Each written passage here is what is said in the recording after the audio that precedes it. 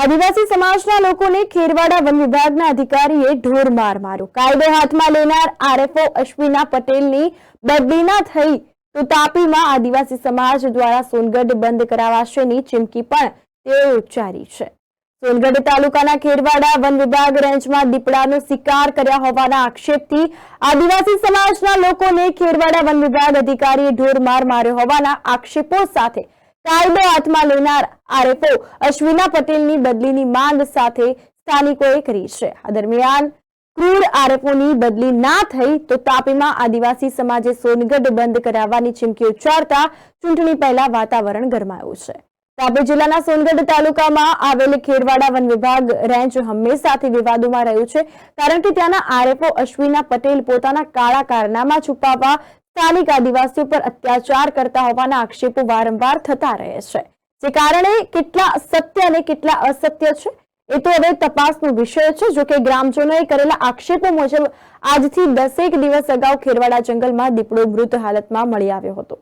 જંગલમાંથી વારંવાર વન વિભાગના કર્મચારીઓ પસાર થતા હોવા છતાં તેમને આ મૃત દીપડો દેખાયો નહીં અને સ્થાનિકોએ પણ મૃત્યુ પામેલા દીપડા અંગે કોઈ તસદી ના લીધી, પરંતુ ત્યારબાદ ગામના સરપંચ અને કેટલાક લોકોએ આ અંગેનો વિડીયો અને ફોટો સ્થાનિક રેન્જ ફોરેસ્ટ ઓફિસરને આપ્યા છે। ત્યારબાદ સ્થાનિક range forest officer Ashwina Patel તેમની ટીમે બબ્બે કરીને 10 જેટલા લોકોને ગામમાંથી દીપડાના મોતમાં આરોપી હોવાની શંકા સાથે ઉઠાવી લીધા છે। ગઈ 4 તારીખથી આ ગ્રામજનોએ હિરાસતમાં લીધા બાદ તેમને અત્યંત ક્રૂર રીતે કોઈ પણ ગુના વગર માત્ર શંકાના આધારે જ ઢોર માર માર્યો હોવાના આક્ષેપો થઈ રહ્યા છે અને હવે સ્થાનિક આદિવાસી આગેવાનો અને ગ્રામજનોએ આ અમાનવીય અત્યાચાર ગુજારનાર વન વિભાગ અધિકારી અને એમની સાથે જે અન્ય દોષિત હોય તેવા લોકોને સસ્પેન્ડ કરી સજા આપવાની માંગ કરી છે। જો આમ ના થયું તો સમગ્ર સોનગઢ તાલુકો આદિવાસી સમાજ દ્વારા બંધ કરાવવાની ચીમકી પણ ઉચ્ચારી છે। ત્યારે આ સમગ્ર ઘટનામાં મહત્વનો સવાલ એ ઉભો થાય છે કે પકડાયેલા લોકો આરોપી છે કે નહીં એ અદાલત નક્કી કરશે। તે પહેલા આ લોકોને ઢોર માર મારવાનો અધિકાર વન વિભાગ અધિકારીઓને કોણે આપ્યો? કાયદા પ્રમાણે કોઈ પણ વ્યક્તિને હિરાસતમાં લીધા બાદ 24 કલાકમાં કોર્ટમાં હાજર કરવાના હોય છે, તો પાછલી 4-5 તારીખથી જેમને હિરાસતમાં લેવામાં આવ્યા છે તેવા લોકોની 9 તારીખ પહેલા કેમ કોર્ટમાં હાજર કરવામાં ન આવ્યા? અનેક સવાલો ચર્ચાઈ રહ્યા છે। દીપડાનો શિકાર થયો કે કુદરતી મોત થયું એ તો હવે તપાસ બાદ જ બહાર આવશે।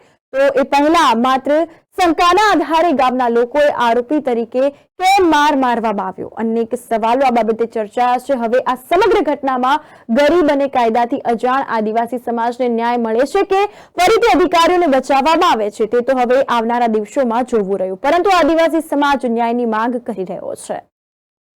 3-4 દિવસ પહેલા જે બનાવ બન્યો એ બિનવારસી જંગલમાં દીપડો પડ્યો હતો। એ જંગલ ખાતાના સ્ટાફે 3-4 વાર ત્યાં હેરાફેરી કરી, પણ એ લોકોએ કોઈ દીપડાને જાણ કરી નહીં અને ગામ લોકોને શંકાના આધારે કોઈક બાતમી આપી અને બાતમીના આધારે શંકાના આધારે અમારા આરોપી તરીકે 7થી 8 જણાને ઉશ્કેલાવી 3-4 દિવસ સુધી ગોંધી રાખી સખત ઢોર માર મારેલ છે। કોને કોને ઉચકી ગયેલા છે? બાબુભાઈ રમસીભાઈ, પછી કુંવરજીભાઈ ઝીણાભાઈ, પછી ફતેહસિંહભાઈ કાથુડિયાભાઈ, ચંદુભાઈ સંજીભાઈ, મક્તિયાભાઈ રૂપાભાઈ અને બાલુભાઈ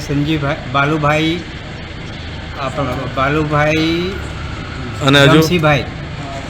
હવે આટલા લોકોને ઉચકી ગયા પછી લોકો સાથે શું કર્યું? આ લોકોને ઉચકી ગયા પછી 4 દિવસ સુધી એ લોકોને ગોંધી રાખીને સખત ઢોરમાર મારેલ છે। તમને કેવી રીતે ખબર પડી કે લોકોને ઢોર માર મારેલો છે? એ આજુબાજુના લોકો દેખરેખીમાં પણ હતા અને જે લોકોને લઈ ગયા 4 દિવસ સુધી એ લોકોને રાખી મૂક્યા। કાનૂની રાહે 24 કલાક અંદર રાખાઈ, પણ એ લોકોના બેમાનીથી આ લોકોએ આટલા દિવસ રાખીને સખત માર માર્યો। એટલે હજુ સુધી એ લોકોને કોર્ટમાં હાજર નથી કર્યા? કોર્ટમાં 3-4 દિવસ રાખ્યા પછી અત્યારે કોર્ટમાં આજે હાજર કર્યા ને કોર્ટની અંદરથી અહીંયા મેડિકલ ચેકઅપ કરવા દવાખાનામાં લાવ્યા। હવે તમારી આમાં મુખ્ય માંગ શું છે?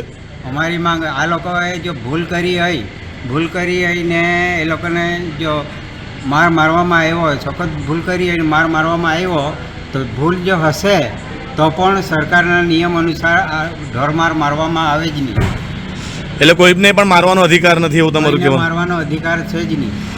હવે જો આ લોકોને ઢોર માર મારવામાં આવ્યો હોય તો તમારી હવે માંગણી શું છે આમાં? આ લોકોને ઢોરમાર મારવામાં આવ્યો છે તો હવે આ જો ઢોરમાર મારેલ છે એ સાબિત થાય તો અમે અમારો સમાજની અંદર જે સમાજે આ લોકોને આવતીકાલે આ રસ્તા પર ઉતરી જઈ આખું સનગઢ બંધ કરાવી દેશે.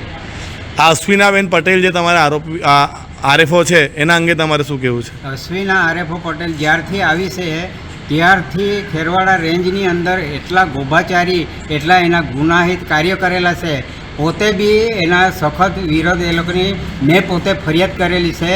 મુખ્યમંત્રીથી માંડીને વડાપ્રધાન સુધી મેં ફરિયાદ કરેલી છે. હજુ સુધી તંત્રએ કશું મને જવાબ આપ્યો નથી અને તંત્ર એની કોઈ એક ને એક જગ્યા પર 4 વર્ષ સુધી પડી રહી છે. કોઈ બદલીને કોઈ ઓર્ડર કરતા નથી. ડીસીએફ સાહેબને વારંવાર મેં રજૂઆતો કરી છે પણ મને એવું કે જણાવે છે કે મેં 10-12 વખત મેં લેટર સરકારમાં લખી દીધા છે પણ હજુ સુધી એ લેટરનો કોઈ જવાબ આવ્યો નથી તેવું મને જણાવે છે.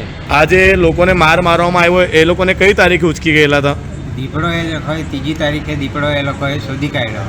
પછી શંકા કરીને 3જી તારીખથી એ લોકોએ કાર્યવાહી કરી. 4થી તારીખે એક બે ને ઉચકી જઈ તમામને ઉચકી ગયેલા. કુલ કેટલા લોકોને ઉચકી ગયેલા? 8 થી આઠ. 10 જણને. 8 થી 10 જણને. હા. તો 4 તારીખે એ લોકોને ઉચકી ગયા. આજે તારીખ કઈ થઈ ગઈ?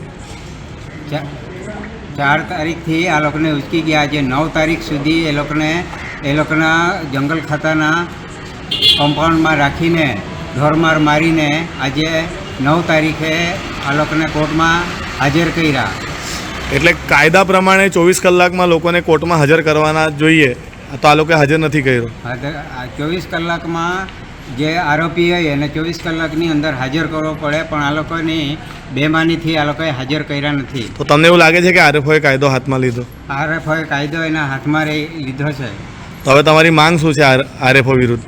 આરએફઓ વિરોધ અમારો આજે લોકોને ઢોરમાર મારેલ છે એટલે આવા આરએફઓ અમારા ખેરવાડા રેન્જમાં જોઈતા જ નથી અને તાત્કાલિક બદલી કરી સસ્પેન્ડ કરવા જોઈએ. કરવા અમારી માંગ છે.